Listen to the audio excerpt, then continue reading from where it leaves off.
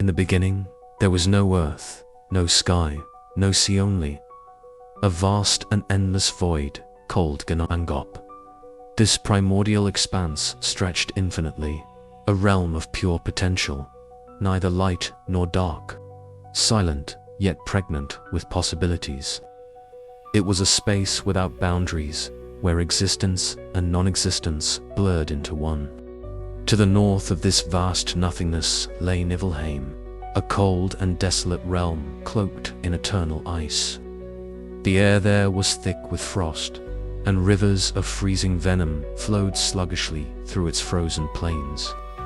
It was a place of stillness, unyielding and unforgiving. To the south burned Muspelheim, its opposite in every way. This land was a churning inferno, brimming with fiery rivers and searing heat, a realm ruled by flames that danced with untamed energy.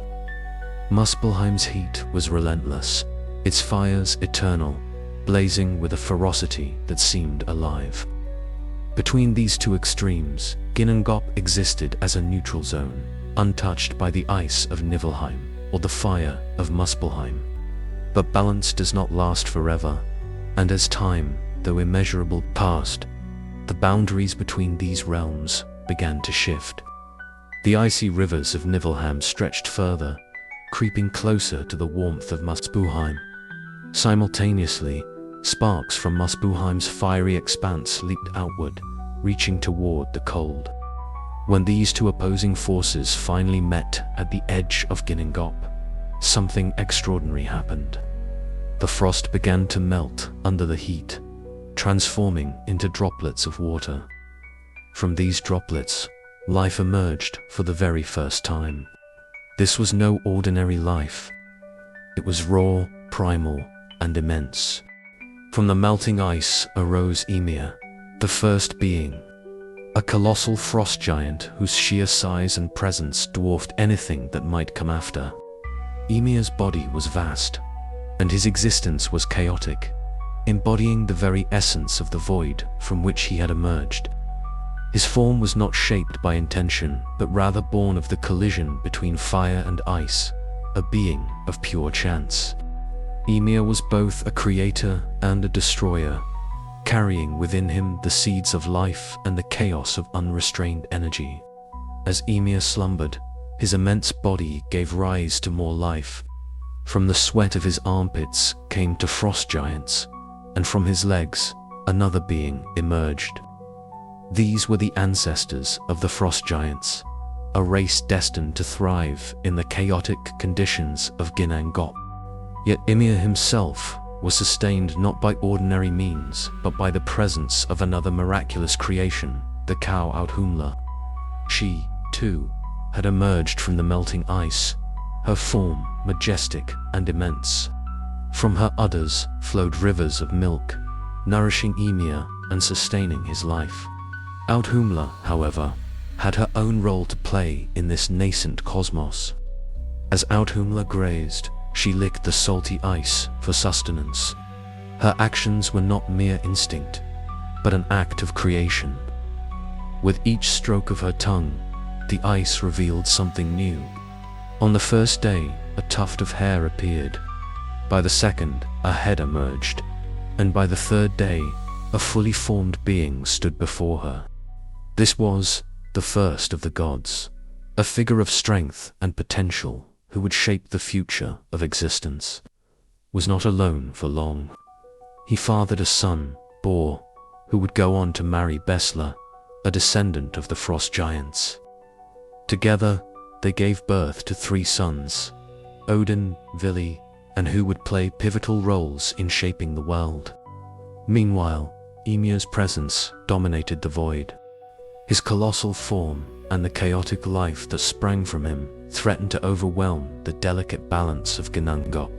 The frost giants multiplied, spreading across the icy expanse, their numbers growing unchecked. Though Ymir himself was not malevolent, his existence embodied chaos, and the giants who descended from him thrived in this disorder.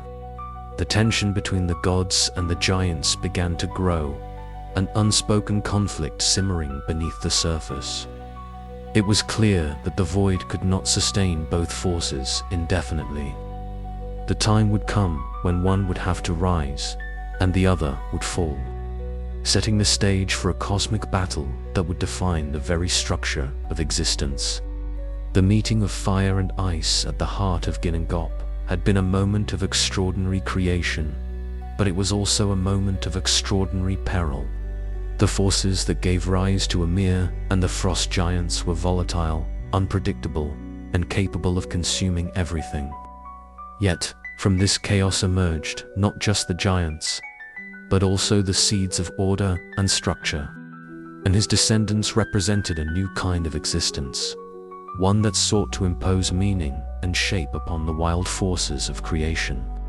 The gods, with their emerging consciousness and intent, stood in stark contrast to the giants, who thrived in the formless chaos of the void.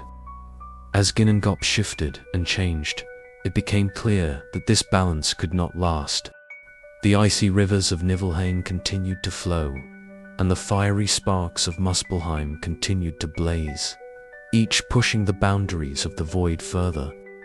The fragile equilibrium that had allowed life to emerge was under constant threat, as the forces of fire and ice vied for dominance. It was a world in flux, a cosmos on the brink of transformation. The existence of Ymir, the frost giants, and the gods all hinted at a greater purpose, a destiny yet to be fulfilled. Ginnungagap was no longer an empty void, but a realm brimming with potential and conflict. It was the birthplace of life, of gods and giants, of fire and ice. It was a place where opposites collided, where chaos and order danced in an eternal struggle. Yet, for all its turmoil, it was also a place of immense beauty and wonder, a testament to the power of creation. From the melting ice to the sparks of fire, from the colossal form of Ymir to the graceful presence of Othumla, every element of this nascent cosmos spoke of the boundless possibilities that lay ahead. The world was still unformed, still raw and untamed, but the seeds of its future had been planted. The actions of Ymir, Othumla, and the gods would shape the destiny of the cosmos, transforming Ginnungagap from a formless void into a structured and vibrant world. This was only the beginning, the first chapter in a saga of creation and destruction, of gods and giants, of chaos and order. The story of Ginnungagap and its inhabitants was a tale of origins, a glimpse into the forces that would define the universe for all time. Ymir, the colossal frost giant born from the union of fire and ice, was a being of immense power and chaos. His presence dominated the newly formed void of Ginnungagap, and with his existence came the first stirrings of life. Ymir was unique, a creature who embodied the raw and untamed energy of creation itself. He did not live in solitude for long, for his very body became a vessel for life to emerge. As he rested, great beads of sweat formed upon his massive limbs, and from these droplets, new beings took shape. 2 frost giants were born from his armpits, their forms fierce and strong, their essence tied directly to the chaos that surrounded them. From his legs, another being emerged, a creature both wild and powerful. These descendants of Ymir were the first frost giants, a race destined to inhabit the ever-expanding void and carry forward the legacy of their progenitor. Ymir's presence was sustained by the miraculous existence of Othumla, the great cosmic cow. She too had been born from the melting ice of Niflheim, a product of the same primal forces that had created Ymir. Othumla was immense, her form radiating a serene yet powerful energy. Her milk flowed in abundance, forming rivers that nourished Ymir and sustained his life. Ymir relied entirely on Othumla's milk, for there was no other sustenance in the barren expanse of Ginnungagap. Her presence was both nurturing and vital, a steady counterbalance to the chaotic energy embodied by Ymir and his offspring. Udhumla's existence, however, was not limited to her role as a provider. As she grazed upon the icy terrain, her actions brought forth another miracle. She licked the salty ice for sustenance, and with each stroke of her massive tongue, the ice began to reveal something hidden within. On the first day, a single tuft of hair emerged from the frozen mass. On the second day, a head appeared, and by the third day, the full form of a man was uncovered. This was the first god, whose appearance heralded the arrival of a new force in the void. S form was strong and commanding, his presence a stark contrast to the chaotic energy of Ymir and the frost giants. He represented order, a glimmer of purpose amidst the swirling chaos of Gnangop. Did not remain alone for long. In time, he fathered a son named Bor, who would go on to marry Besla, a daughter of the frost giants. This union between the divine and the chaotic brought forth 3 sons, Odin, Vili, and Vi. These brothers were different from their predecessors. They were not content to simply exist within the chaos of Gnangop. Instead, they possessed a spark of creativity, a desire to shape and transform the world around them. They looked upon the vast emptiness of the void and the unbridled chaos of Ymir and his descendants, and they knew that something had to change. Ymir, meanwhile, continued to thrive, his massive form dominating the landscape of Gnangop. The frost giants, born from his body, multiplied and spread across the frozen expanse. They were beings of immense strength, their existence tied to the chaotic energy of their creator. Yet, their proliferation only served to heighten the tension within the void. The balance between creation and destruction, order and chaos, became increasingly precarious. Ymir himself was not malicious, but his very presence was a threat to the emerging forces of order represented by and his descendants. As the frost giants grew in number, so too did their influence over Gnangop. They thrived in the chaotic environment, their strength drawn from the raw and untamed energy of their surroundings. Yet, their dominance was not without consequence. The unchecked growth of Ymir's progeny began to disrupt the fragile equilibrium of the void. The frost giants were beings of pure chaos, and their presence made it impossible for any semblance of order to take root. The gods, led by Odin Vili, and watched this unfolding chaos with growing concern. They understood that the void could not sustain both the frost giants and their own emerging vision of creation. A decision had to be made, a choice that would determine the fate of Gnangop and the course of existence itself. The gods saw in Ymir the source of the chaos that threatened to engulf the void. His body, immense and unyielding, was the wellspring from which all frost giants had emerged. To the gods, Ymir represented the unrestrained forces of creation, a being whose existence prevented the formation of a stable and structured cosmos. They recognized that as long as Ymir lived, the chaos of Gnangop would continue to grow, unchecked and unstoppable. Yet, the decision to confront Ymir was not one made lightly. He was the first being, the progenitor of life, and his death would mark a turning point in the history of existence. Odin, Vili, and Veal, and understood the gravity of their task. To slay Ymir was to strike at the heart of chaos itself, to challenge the raw and untamed forces that had given birth to the cosmos. Yet, they also knew that without this act, the void would remain unbalanced, its potential forever trapped in a state of disorder. The gods resolved to confront Ymir, a decision born not of malice, but of necessity. They did not seek to destroy for the sake of destruction, but to create a foundation upon which a new world could be built. The frost giants, oblivious to the gods' intentions, continued to multiply, their existence a testament to the power of chaos. Ymir remained the center of their world, a colossal figure whose presence shaped their reality. Yet, beneath the surface of Ginnungagap, the forces of change were stirring. The gods, with their growing strength and determination, prepared to challenge the very being who had given life to the cosmos. Their actions would not only alter the course of existence, but also define the relationship between chaos and order, creation and destruction for all time. As Ginnungagap teetered on the edge of transformation, the stage was set for a confrontation that would reshape the cosmos.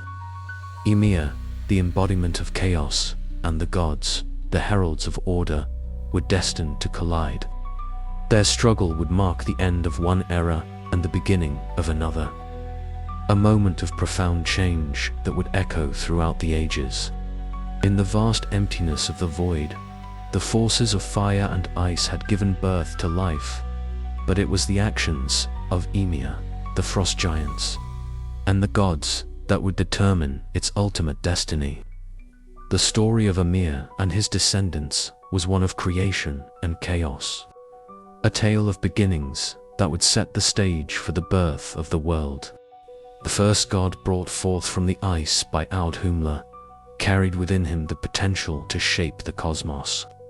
His descendants, Bor and Besla, continued this divine lineage, giving rise to Odin Vili and three brothers whose destiny was intertwined with the transformation of Ginnungagap.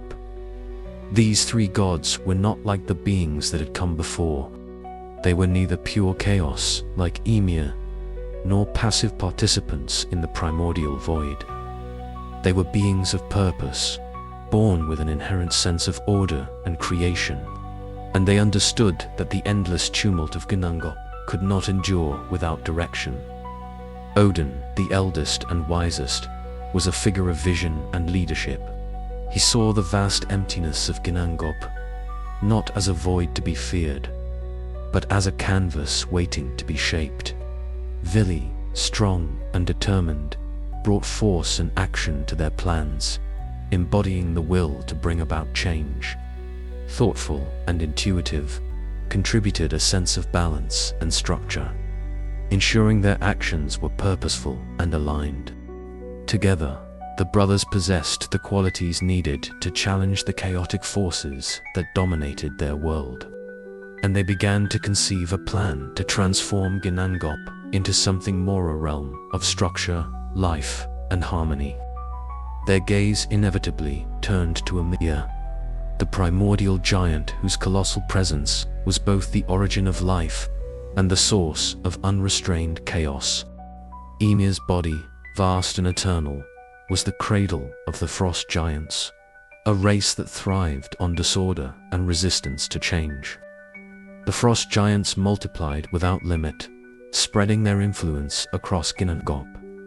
To the gods, it was clear that Ymir's existence was the root of the imbalance that prevented the void from becoming something greater.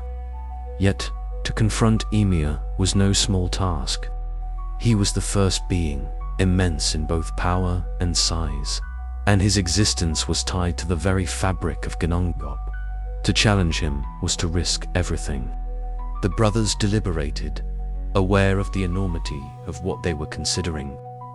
Slaying Ymir would be an act of unprecedented defiance, a direct challenge to the forces of chaos that had dominated existence since its inception. It was a bold and dangerous undertaking, but the brothers recognized that it was necessary.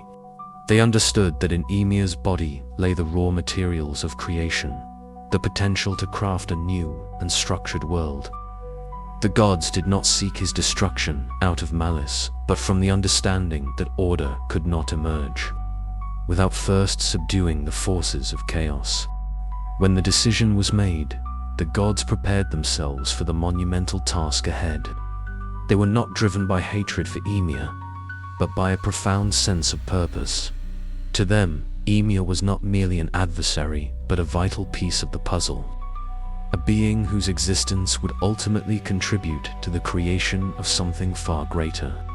The brothers combined their strengths, forging a unity of mind and spirit that would allow them to face the immense challenge before them.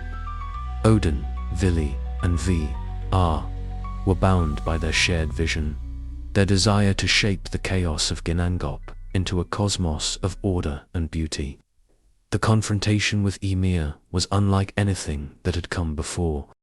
The battle shook the very foundations of Ginnungagap, a clash of titanic forces that reverberated across the void. Ymir, for all his size and strength, was not invincible. The gods, working in unison, used their combined power to strike him down. It was a long and brutal struggle, one that tested the resolve and ingenuity of the brothers. Ymir's immense form fought back with the raw fury of chaos, but the gods' determination could not be broken. With each blow, they brought the giant closer to his end, until finally Ymir fell. As Ymir's massive body collapsed, it marked the end of an era. His death unleashed a flood of his lifeblood, which swept across Ginnungagap, drowning many of the frost giants who had thrived under his dominion. Only a few of their kind managed to escape, retreating to the far corners of existence, where they would nurse their grievances against the gods. Yet, even in his death, Ymir's significance did not diminish. The gods looked upon his fallen form and saw not destruction, but potential. His body, vast and eternal, held the key to their vision of a new world. The gods set to work, using Ymir's body as the foundation for their creation. They understood that this act was not merely one of transformation, but of profound respect. Ymir had been the origin of life, the wellspring from which all existence had flowed, and his sacrifice would now give rise to something far greater. The brothers' actions were deliberate and purposeful, guided by their shared vision of what the cosmos could become. They would not let Ymir's death be in vain. Instead, they would honor him by using his remains to craft a world of unparalleled beauty and harmony. Odin, Vili, and S victory over Ymir was not simply a triumph of gods over giants, but a symbolic turning point in the history of existence. It represented the triumph of order over chaos, the transition from formlessness to structure. The brothers had not merely slain a giant. They had taken the first step toward creating a cosmos where life could flourish, where chaos and order could coexist in balance. Ymir's death was not the end, but a beginning, the foundation upon which the gods would build a new and vibrant world. In the silence that followed the battle, the brothers stood over Ymir's body, aware of the enormity of what they had achieved. They had not only challenged the forces of chaos, but it also set the stage for a new era, one that would forever alter the course of existence. The death of Ymir was not merely an event, it was a moment of cosmic significance. As his colossal form collapsed, the blood that flowed from his wounds became a vast and unstoppable deluge. This flood swept across Ginnungagap, washing away the chaos that had spread unchecked since the beginning. Many of the frost giants, those beings born from Ymir's own body, were caught in this torrent. They were creatures of pure chaos, thriving in the disorder of the void, and the sudden flood marked the end of their dominion. Most of them perished, their essence dissolving into the lifeblood of their progenitor. Only a few managed to survive, clinging to the edges of existence, where they would nurse their hatred for the gods and plot their eventual revenge. The gods, standing amidst the wreckage of their monumental battle, did not linger in mourning or triumph. For Odin, Vili, and Ymir's death was not an end, but the beginning of something far greater. His body, vast and eternal, lay before them as raw material for creation.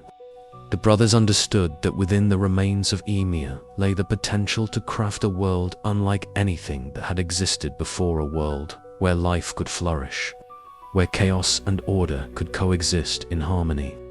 They knew that the act of creation required purpose, vision, and respect for the forces that had come before. Ymir's death was not a destruction to be celebrated, but a sacrifice to be honored. The gods began their work by transforming Ymir's flesh. With great care, they carved his body, shaping it into the foundation of the land. His flesh became the earth, firm and fertile, a solid ground upon which life could take root. The landscape they crafted was vast and varied, with rolling plains, towering cliffs, and deep valleys. Ymir's flesh was rich with the essence of creation, and from it, the gods shaped a land that was both beautiful and enduring. Every cut, every movement of their hands was imbued with purpose, as the gods sought to create a realm that reflected their vision of balance and order.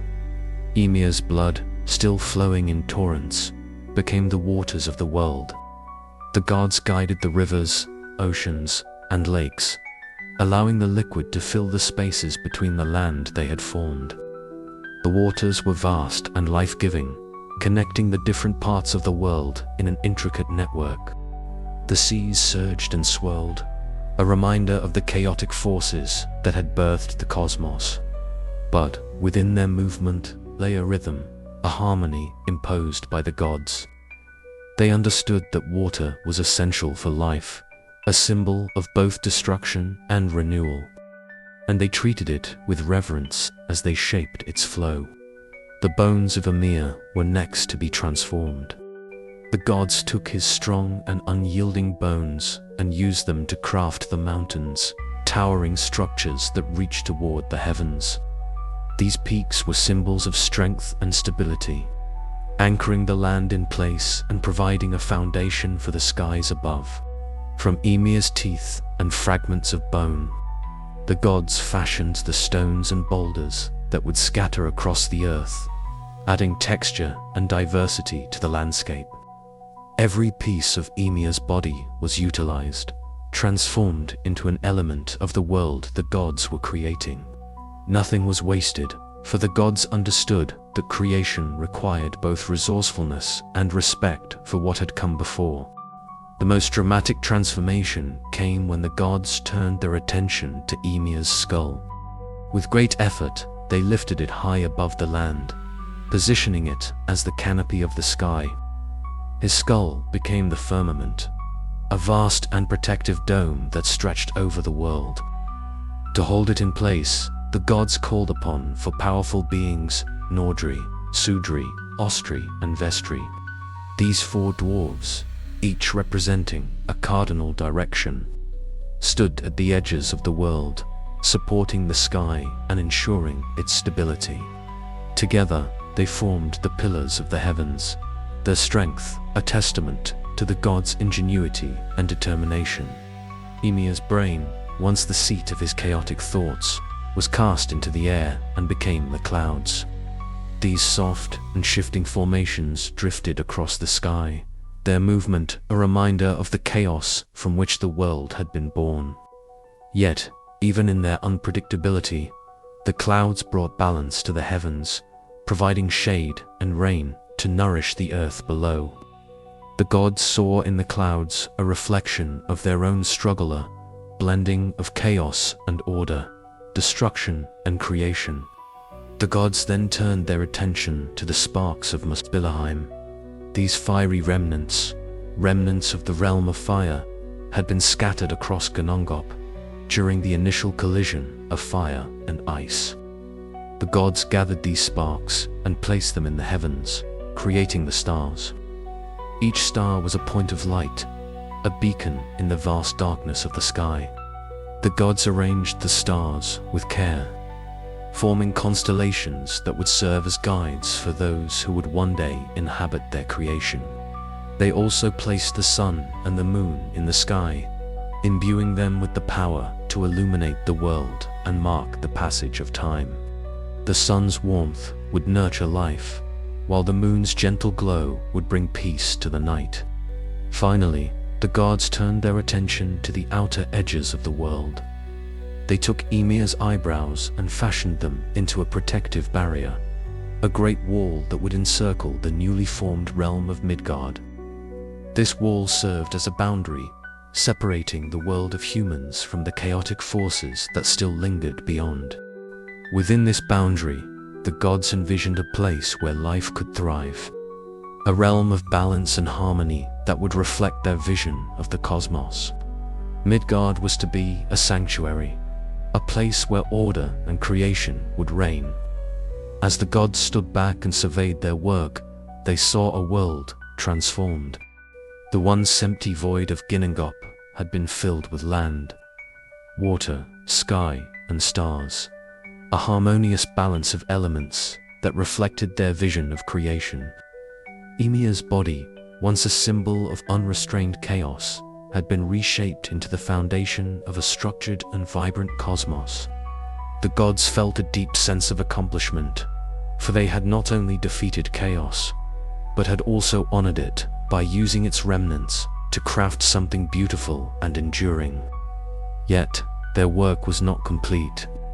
The world they had created was still uninhabited, a vast and empty realm waiting to be filled with life.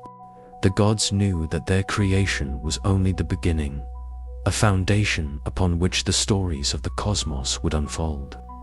They understood that the balance they had achieved was fragile, a delicate harmony that required vigilance and care. As they looked upon the world they had crafted, the gods felt a profound sense of responsibility.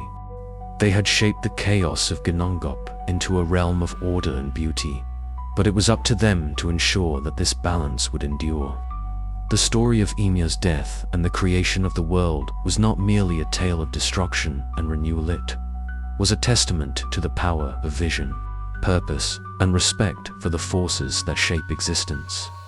The work of shaping the world from Ymir's body had been monumental, but it was far from the end of the gods' efforts. As Odin, Vili, and gazed upon their creation, they marveled at the beauty and structure they had forged from the chaos of Ginnungagap. The land was solid and fertile, the seas vast and life-giving, the mountains strong and eternal, and the skies a shimmering expanse adorned with stars. Yet, for all its grandeur, the world felt incomplete. It was a realm brimming with potential, but devoid of the life and purpose that would bring it to fullness. The gods understood that their creation needed inhabitants, beings who would walk the earth, interact with the waters, and gaze upon the stars with wonder. It was time to give the world life. As they wandered along the shores of their newly formed realm, the gods came upon 2 pieces of driftwood lying upon the sand. These pieces of wood, lifeless and unremarkable, caught their attention not because of what they were, but because of what they could become. Odin, with his boundless wisdom, saw the potential within these simple forms. Vili, with his forceful determination, felt the urgency to act, to bring this potential to life. Ever thoughtful, understood the importance of imbuing these forms with meaning and purpose. Together, the brothers decided that these pieces of driftwood would become the first humans, the beings who would inhabit and thrive within the world they had created. The gods gathered around the driftwood, their combined presence radiating an energy of creation. Odin took the first step, breathing life into the wooden forms. With his breath, the wood began to transform, taking on the semblance of living beings. It was Odin who gave them the spark of existence, the essence that separated them from the lifeless wood they had been. Vili then bestowed upon them intelligence and emotions, enabling them to think, feel, and perceive the world around them. He gave them the capacity for joy and sorrow, for love and curiosity, for growth and understanding. Finally, completed the transformation by granting them physical senses and appearances. He shaped their forms, ensuring that they would be capable of interacting with the world, of seeing its beauty, hearing its sounds, and feeling its textures. When their work was complete, the driftwood had been transformed into 2 beings, a man and a woman. The gods named them Ask and Embla, the first humans and the progenitors of all who would come after. Ask and Embla were placed in Midgard, the central realm of the cosmos. which the gods had encircled with a protective barrier crafted from Ymir's eyebrows. This barrier served not only to protect the humans from the chaotic forces that still lingered in the outer realms, but also to create a space where they could grow and thrive. Midgard was a sanctuary, a place where life could flourish, and it was entrusted to Ask and Embla to cultivate it. The gods looked upon their creation with a mixture of pride and hope. Ask and Embla were more than just beings of flesh and blood. They were symbols of the gods' vision, embodiments of the balance between chaos and order, destruction and creation. The humans were fragile yet resilient, simple yet full of potential. They were beings who could shape their own destiny, who could interact with the world in ways that even the gods could not fully anticipate. In creating humans, the gods had introduced an element of unpredictability into their structured cosmos, a reminder that even within order, the spark of chaos must remain. Ask and Embla, though newly formed, were not left to wander Midgard without guidance. The gods imbued the land with gifts to aid their survival and growth. The rivers flowed with fresh water, essential for their sustenance. The land was fertile, offering an abundance of plants and resources to nourish their bodies and sustain their lives. The sun provided warmth and light, nurturing the earth and marking the passage of days, while the moon brought gentle illumination to the night. The stars, scattered across the sky, served as guides, their constellations a map for the humans to follow as they explored their world. The gods also gave Ask and Embla the gift of speech and understanding, enabling them to communicate with one another and with the world around them. This gift was crucial, for it allowed the humans to form connections, share knowledge, and pass down stories. It was through language that Ask and Embla would come to understand their place in the cosmos, to learn about the gods who had created them and the sacrifices that had made their existence possible.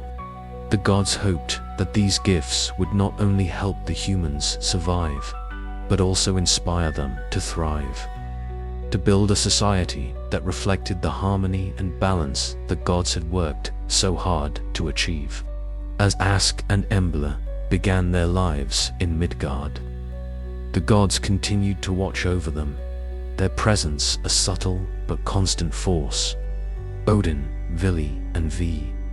Herbs observed the humans with a mixture of curiosity and care, eager to see how they would shape the world they had been given. The gods understood that while they had provided the foundation, it was up to Ask and Embla to build upon it, to bring the world to life with their actions and choices.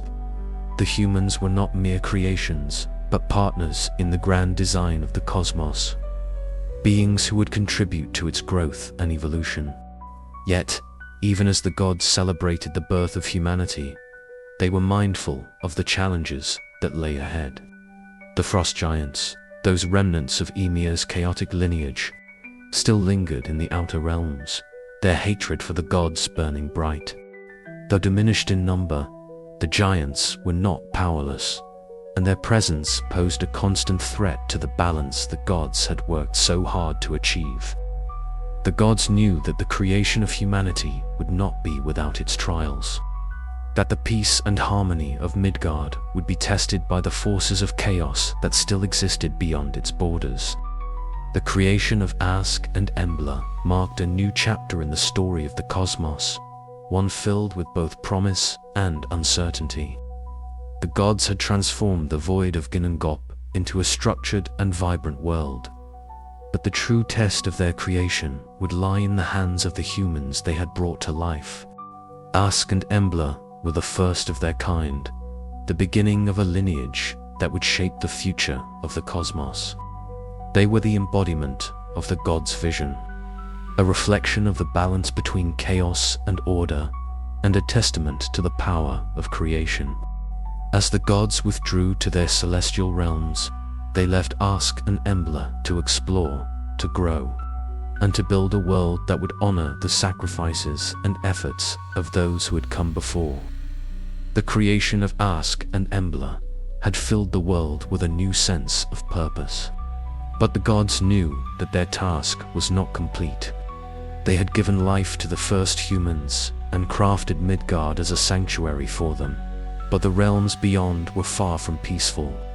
The frost giants, descendants of Ymir, still lingered on the edges of existence. Their presence a constant reminder of the chaos that had once ruled the cosmos. Though their numbers had been drastically reduced by the great flood of Ymir's blood, the surviving giants clung to life with a fierce determination. They had been shaped by the same forces that had given rise to Ymir. Untamed chaos, and they carried within them a deep resentment toward the gods who had slain their progenitor. The frost giants retreated to Jotunheim, a realm of wild and untamed landscapes beyond the protective walls of Midgard. Here, they rebuilt their strength, their hatred for the gods growing with each passing day. They saw the creation of humans as an affront, a deliberate act of defiance by the gods to assert their dominance over the cosmos. To the giants, humanity was a symbol of the gods' victory, a reminder of their loss and humiliation. Yet, the frost giants were cunning and patient. They understood that open confrontation with the gods would lead to their destruction. So they chose instead to bide their time, waiting for an opportunity to strike back and reclaim what they believed was rightfully theirs. As the frost giants plotted in the shadows, the gods turned their attention to the other realms of existence. They sought to bring order to the cosmos, to establish a balance between the 9 worlds that had emerged from Ymir's body. Each realm had its own unique character and purpose, and the gods understood that maintaining harmony among them would be essential to the stability of their creation. Midgard, the realm of humanity, stood at the center of this cosmic web, surrounded by the other realms. Asgard, the home of the gods; Vanaheim, the realm of the Vanir; Alfheim, the land of the light elves; Svartalfheim, the domain of the dark elves; Jotunheim, the refuge of the frost giants; Niflheim, the icy wasteland of the north; Muspelheim, the fiery realm of the south; and Helheim, the shadowy underworld. The gods worked tirelessly to establish a sense of balance among the realms. They built the Great Bridge, Bifrost, a shimmering rainbow that connected Asgard to Midgard, and served as a symbol of their commitment to overseeing the world of humans. The bridge was both a passage and a barrier, a means for the gods to travel between their realm and the human world, while also protecting Midgard from the threats that lurked beyond. The gods understood that their role was not only to create, but also to protect and guide, ensuring that the delicate balance they had established would endure.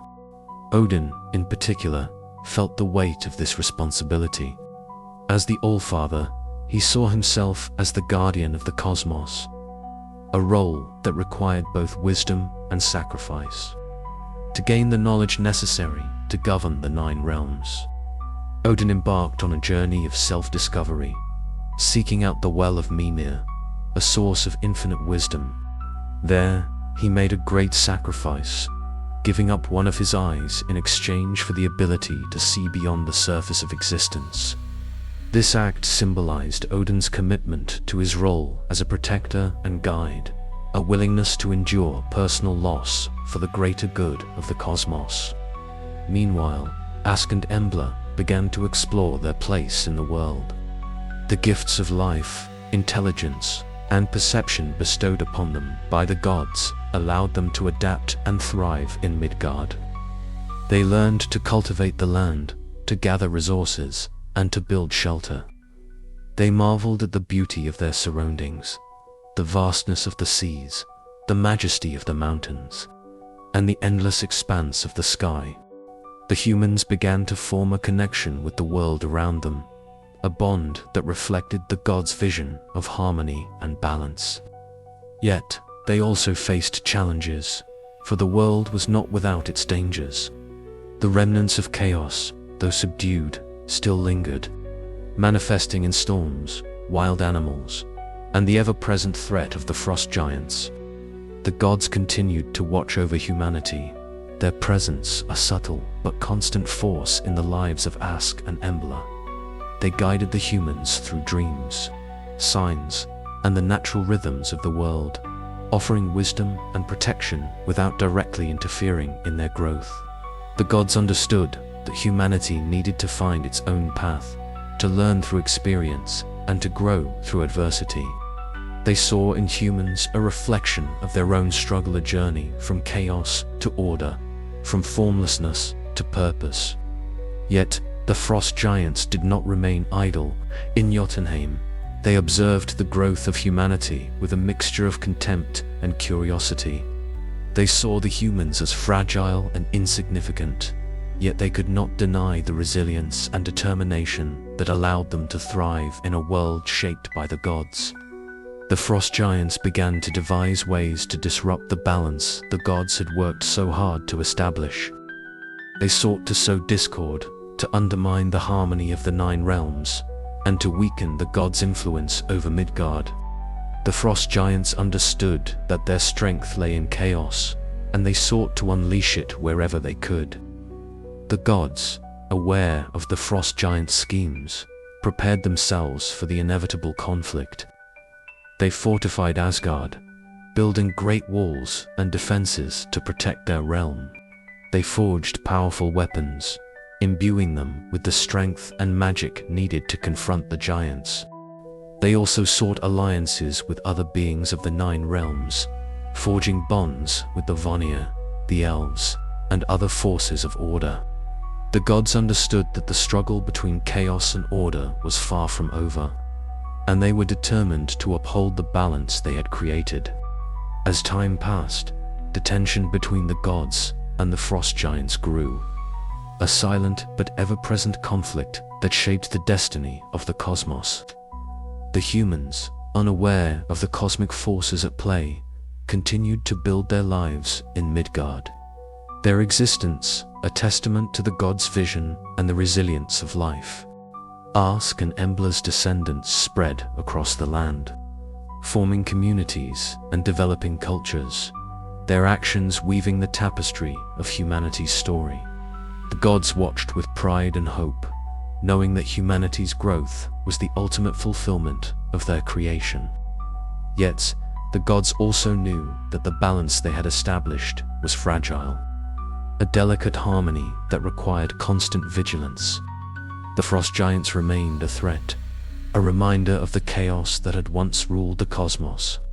The gods understood that their struggle was not only to protect humanity, but also to ensure that their own actions upheld the principles of balance and harmony. They had transformed Genengob into a structured and vibrant world, but the true test of their creation lay in its ability to endure, to adapt, and to thrive in the face of both chaos and order. In the unfolding story of the cosmos, the gods and humans were bound together by a shared destiny, their fates intertwined in a journey that would define the 9 realms. The creation of Ask and Embla had been a pivotal moment, but it was only the beginning. The gods' vision of a harmonious cosmos was an ongoing endeavor, a testament to the power of creation, sacrifice, and the eternal struggle between chaos and order. As the gods continued their work, they remained ever mindful of the forces that shaped their world, their actions guided by a profound sense of purpose and a commitment to the balance that sustained existence. The cosmos, newly shaped by the gods, stood as a testament to their vision, a world carved from chaos and imbued with purpose. Yet, even as the realms settled into their forms, the gods knew that the story of creation was not complete. The balance they had worked so hard to achieve was fragile, a delicate harmony that required constant vigilance. The death of Ymir had not eradicated chaos. It had merely transformed it, scattering its remnants across the realms. The frost giants, though diminished, continued to embody this chaos, their presence a persistent challenge to the order the gods had established. But beyond the frost giants, other forces stirred, subtle and unpredictable, threatening to upset the balance of the 9 worlds.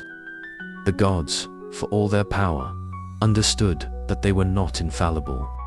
They had shaped the world through great sacrifice, but they also recognized that their creation was dynamic, ever-changing.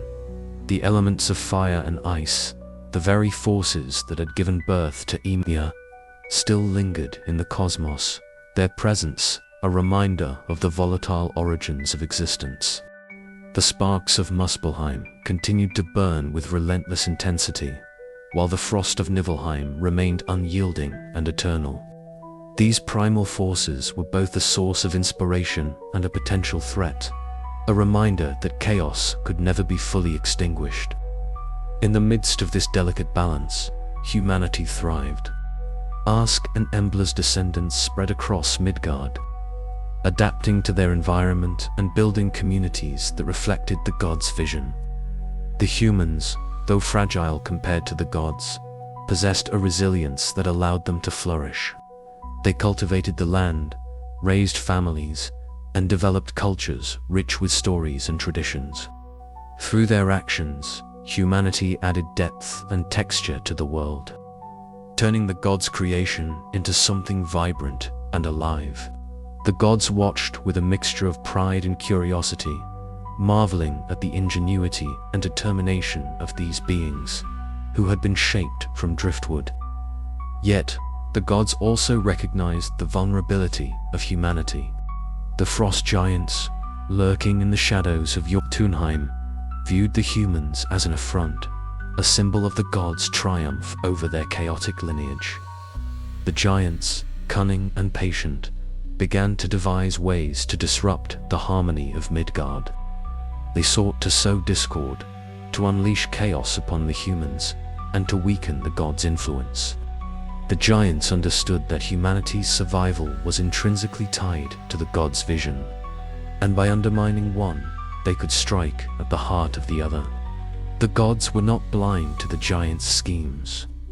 Odin, with his unmatched wisdom, foresaw the dangers that lay ahead. He understood that the balance of the cosmos depended not only on the strength of the gods, but also on the resilience of humanity. Odin's sacrifice at the well of Mimir, where he gave up an eye in exchange for profound knowledge, had granted him insight into the interconnectedness of the 9 realms. He saw that the struggle between chaos and order was eternal, a cycle that could never be fully resolved. Yet, he also saw the potential for growth and transformation, a path through which humanity and the gods could endure and thrive. Odin's wisdom was not without burden. He often pondered the inevitability of conflict, the battles that would one day arise between the gods and the frost giants. The prophecy of Ragnarok, the twilight of the gods, loomed in his mind, a vision of a cataclysmic end that would reshape the cosmos once more. Odin understood that the balance they had achieved was not permanent, that the forces of chaos and order would always be in flux. Yet, he also knew that this struggle was essential, that it was through conflict and resolution that the cosmos would continue to evolve. The other gods, too, played their roles in maintaining the balance of the realms. Thor, the mighty defender of Asgard, wielded his hammer Mjolnir to protect the gods and humanity from the frost giants and other threats. Freya, the goddess of love and fertility, nurtured the earth and inspired humanity to cherish life's beauty and abundance. Loki, the trickster, walked a fine line between order and chaos, his actions often unpredictable yet essential to the unfolding of the god's story. Each god contributed to the harmony of the cosmos, their diverse strengths and perspectives ensuring that the 9 realms remained vibrant and dynamic. As the gods worked to maintain balance, they also sought to deepen their connection with humanity. They visited Midgard in subtle ways, guiding humans through dreams, omens, and natural phenomena. They inspired stories and myths, embedding themselves in the consciousness of humanity as figures of power, wisdom, and protection. These stories became a bridge between the gods and humans, a way for the two to understand and honor one another. The gods took pride in the humans' creativity and resilience, seeing in them a reflection of their own struggles and triumphs. Humanity, for its part, continued to evolve. They built villages and towns, developed tools and technologies, and created art and music that celebrated the beauty of the world around them. They told stories of the gods and giants, of the creation of the world and the battles that shaped it. These stories were not merely entertainment. They were a way for humans to make sense of their place in the cosmos, to honor the sacrifices of the gods, and to find meaning in their own struggles. The gods, hearing these tales, were moved by the humans' capacity for understanding and imagination. Yet, even as humanity flourished, the frost giants' presence remained a shadow over Midgard. The giants, emboldened by their hatred for the gods, began to test the boundaries of Midgard's protective walls. They sent storms to ravage the land, beasts to terrorize the people, and whispers of doubt to undermine their faith in the gods. The humans, though resilient, began to feel the weight of these challenges. They turned to the gods for guidance and protection, praying for strength and wisdom to endure the trials they faced. The gods responded with both action and wisdom. Thor descended to Midgard, driving back the giants' beasts and restoring peace to the land. Freya blessed the earth with fertility, ensuring that the humans would not go hungry despite the giants' attempts to disrupt their harvests. Odin, through dreams and visions, inspired humanity to stand strong, to remember their connection to the gods and the balance they had worked so hard to achieve. The gods' presence was a source of comfort and strength, a reminder that humanity was not alone in its struggles. Despite these challenges, the bond between the gods and humans grew stronger. The humans, inspired by the gods' actions and sacrifices, sought to honor them through rituals and offerings. They built altars and temples, places where they could connect with the divine and express their gratitude.